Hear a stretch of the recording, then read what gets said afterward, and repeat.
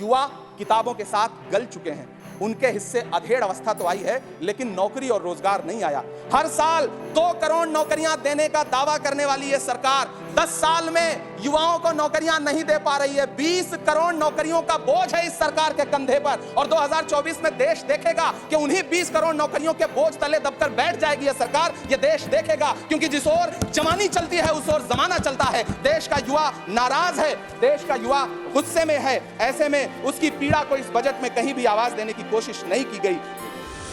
देश ये कैसा बनाया आपने, लूट कर पैसा बनाया आपने। देखिए जलते दिए भी बुझ गए, अजब दीपक राग गाया आपने।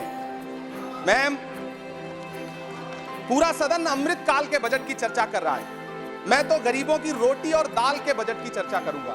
तुम्हारी फाइलों में गांव का मौसम गुलाबी है, मगर ये आंकड़े झूठे हैं, ये दावा किताबी है। मैं इस बजट को अमीरों के लिए पेश किया गया बजट कहूंगा।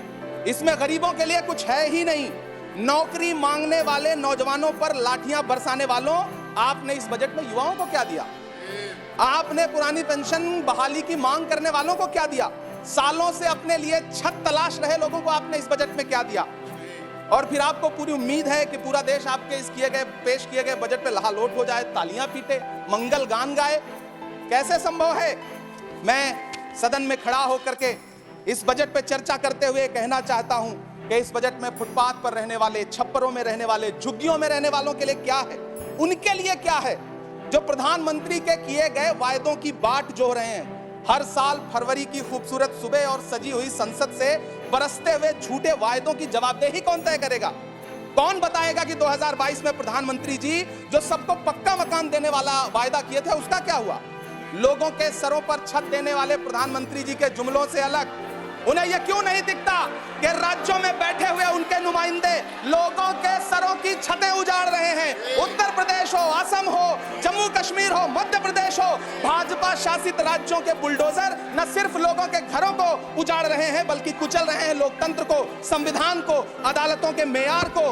मैम, मैं आंकड़ों की बाजीगरी से अलग हट करके इस बजट पर एक बात कहना चाहता हूं। आंकड़े तो ऐसे हैं इस बजट के, ये कह रहे हैं 4 करोड़, वित्त मंत्री जी 3 करोड़ कहती हैं, प्रधानमंत्री जी 4 करोड़ कहते हैं। पहले तो आप इस झूठ में ही आपस में ही सलट लीजिए कि 4 करोड़ सही है या 3 करोड़ सही है।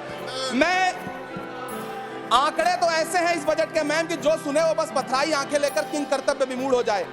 लेकिन झील में पानी बरसता है हमारे देश में, झील में पानी बरसता है हमारे देश में, खेत पानी को तरसता है हमारे देश में, जिंदगी का हाल खस्ता है हमारे देश में, दूध महंगा खून सस्ता है हमारे देश में। मैम, रोजगार, महंगाई, किसान, मनरेगा, पेट्रोल डीजल के दाम, गैस सिलेंडर के दाम, फसलों की एमएसपी की गारंटी, इन सब जन सरोकार की बातों से इस बजट का कोई लेना देना नहीं। हमारे ट्रेजरी बेंच के साथी हंगामा कर रहे हैं। मैं तो कहना चाहता हूं मैम, वो एक बार इनके एक नेता एक गांव में गए और उन्होंने गांव में कहा कि गांव वालों आओ, मैं तुम्हारी समस्याएं समाप्त करना चाहता हूं। गांव वाले इकट्ठा हो गए। नेताजी ने गांव वालों से कहा बताओ तुम्हारी 2 समस्याएं बताओ, मैं दोनों समस्याओं का यहीं पे समाधान करूंगा। तो गांव वालों ने कहा साहब हमारी पहली समस्या है कि हमारे यहाँ कोई हॉस्पिटल नहीं है। तो नेताजी ने मोबाइल निकाला, कहीं फोन मिलाया और मिला के फोन पे पता नहीं क्या कुछ कहा कि यहाँ गाँव में हॉस्पिटल नहीं है, हॉस्पिटल तुरंत, यहाँ हॉस्पिटल चाहिए। गाँव वाले खुश हो गए कि 1 मिनट में यहाँ हॉस्पिटल आ रहा है। अगली समस्या के बारे में उन्होंने, नेताजी ने गांव वालों से कहा कि मैंने आपकी पहली समस्या समाप्त कर दी, दूसरी समस्या बताओ। तो गांव वालों ने कहा साहब इस गांव में कोई भी मोबाइल का नेटवर्क ही नहीं है। ये है इनके काम करने का तरीका, ये है झूठ बोलने का तरीका। इन्होंने वायदे किए बड़े बड़े, जो 10 साल के इनके वायदे हैं, मैं उनके बारे में बात करूंगा। वायदों से ज्यादा इनके नारों पे बात करूंगा। पहला नारा था बहुत हुई महंगाई की मार, अब की बार मोदी सरकार। आइए इस नारे की समीक्षा करते हैं। पेट्रोल, डीजल, गैस, ये तो बड़ी बड़ी बातें हैं। आटा, चावल, दूध, दही, पनीर, छाछ, सब चीज पे जीएसटी। अरे ये फिल्में टैक्स फ्री करने वाले लोग कफन तक पर जीएसटी लगा रहे हैं और ये गरीबों की बात करते हैं। मैम, ये सरकार झूठ की सरकार है। ये सरकार के जितने दावे हैं सब खोखले हैं। आज प्रधानमंत्री जी कह रहे थे सबका साथ सबका विकास। ये कैसा सबका साथ सबका विकास है कि मौलाना आजाद नेशनल फेलोशिप आपने बंद कर दी, आपने माइनॉरिटी डिपार्टमेंट का बजट घटा दिया। आप कह रहे हैं सबका साथ सबका विकास। आप बात करते हैं बेटी बचाओ बेटी पढ़ाओ। हमारी आंखें हाथरस से लेकर, कठुआ से लेकर के और देश की जंतर मंतर की सड़क वो देख रहे हैं, जो हमारी ओलंपिक पदक लाने वाली बेटियों को प्रधानमंत्री की चौखट पे अपना मेडल रख देना पड़ रहा है। इससे शर्मनाक क्या हो सकता है? मैम, कृषि विकास दर जो 2014 में 4.6% थी, इस वर्ष गिरकर 1.8 कैसे हो गई? क्यों हर दिन 31 किसान आत्महत्या करने को मजबूर हैं? ये सरकार उन पर क्यों बात नहीं करती? कीमत तो बहुत बढ़ गई शहरों में धान की, लेकिन विदा ना हो सकी बेटी किसान की। मौका मिला तो लोगों ने कुर्सी के वास्ते तस्वीर ही बिगाड़ दी हिंदुस्तान की, और आज बड़ी बड़ी बातें कर रहे हैं। मैं यहां पर आपसे खड़ा होकर के मैं अंत में इतना कहना चाह रहा हूं कि वित्त मंत्री जी ने बजट में ट्रेनों के डिब्बे को वंदे भारत कोच में बदलने का एक प्रस्ताव रखा अपने भाषण में। ठीक है, ये सुनने में कानों को बहुत अच्छा लगता है, लेकिन मैम, ये सरकार ट्रेनों की सुरक्षा के बुनियादी मुद्दों पर एक शब्द नहीं बोलना चाहती। बालासोर हादसे में घायल हुए लोगों की चिता की राख अभी तक ठंडी नहीं हुई है। वंदे भारत के वीडियो पोस्ट करने वाली ये सरकार कभी भारत की जनरल डिब्बों की, रेलवे के स्लीपर क्लास डिब्बों की वीडियो अगर पोस्ट करे ट्विटर पे तब समझ में आए। बिहार से, इलाहाबाद से, लखनऊ से दिल्ली आने वाली, मुंबई जाने वाली ट्रेनें देख लीजिए, उनकी हालत देख लीजिए, तो आपको लगेगा कि ये वही ट्रेनें हैं। आज स्थिति यह है कि रेलवे स्टेशन तो छोड़िए, रनवे पर खाना खिला रही हैं आपकी प्राइवेट एयरलाइंस। अभी आपने जुर्माना लगाया है, नोटिस दिया है एक एयरलाइंस को। यह स्थिति आपने करके रख दी है ट्रेनों की, एयरलाइंस की। ऐसे में मैम, कागजों पर तो आप कितना भी वंदे भारत और बुलेट ट्रेन सर पर दौड़ा लीजिए, लेकिन असल में भारत की ट्रेनों की डिब्बों की सवारियों की हालत देखने लायक है। अगर सरकार खुली आंखों से उसे देखना चाहे तो देखे और उनकी स्थिति सुधारे।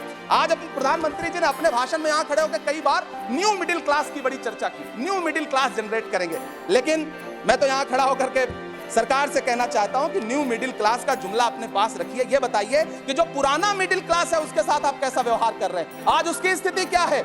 आप अमीरों के कर्जे माफ कर रहे हैं, उद्योगपतियों के कर्जे माफ कर रहे हैं, और यहां स्थिति यह हो गई है कि जो मिडिल क्लास, उसकी जो रोजमर्रा की जरूरत की चीजें हैं उस तक पर आपने जीएसटी लगा रखी है। आप फिल्में टैक्स फ्री करते हैं, लेकिन स्टूडेंट्स के प्रतियोगी परीक्षाओं के फॉर्म की फीस नहीं माफ कर सकते। आपको बाकी जगहों पर टैक्स लेना है, हर जगह टैक्स लेना है। मिडिल क्लास से आपका कोई रिश्ता नहीं। मिडिल क्लास तो आपसे कह रहा है कि मोहब्बत, भाईचारे के दीवाने दिन ही लौटा दो, वो सस्ती दाल सब्जी के सुहाने दिन ही लौटा दो। ये अच्छे दिन तो अंबानी अडानी को मुबारक हो, हमें ऐसा करो साहब, पुराने दिन ही लौटा दो। वो पुराने दिन जो बहुत अच्छे थे, वो पुराने दिन जहां लोग एक दूसरे से मिलजुल करके रहते थे। मैम, इलाहाबाद, दिल्ली, कोटा जैसे शहरों में छोटे छोटे कमरों में अभावों के साथ पढ़ाई कर रहे मैं आपके बीच खड़ा हूं। मैं तो वित्त मंत्री जी का भाषण सुन रहा था, ये कहा जा रहा था ये अमृत काल का बजट है, ये अमृत काल का बजट है।